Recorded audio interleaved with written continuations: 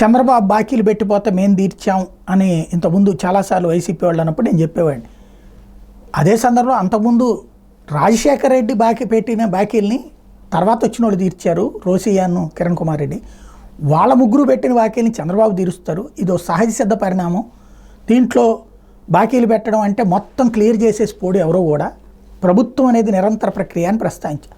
ఇప్పుడు అట్లాంటిదే జగన్ హయాంలో దాంట్లో బాకీలు పెట్టారు, దీంట్లో బాకీలు పెట్టారు, ఆ బిల్లులు ఎగ్గొట్టారు, ఈ బిల్లులు ఎగ్గొట్టరు, పెండింగ్లో పెడతా ఉంటారు, అవి ఆగుతూ ఉంటుంది. ఇప్పుడు అట్లాంటిదే నారా లోకేష్ సమీక్షలో బయటపడింది.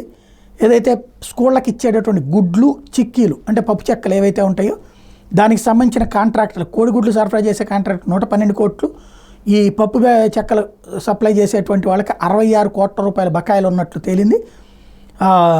ఇది తక్షణం వీటికి సంబంధించి దీనివల్లనే కోడిగుడ్ల సరఫరా నిలిచిపోయింది.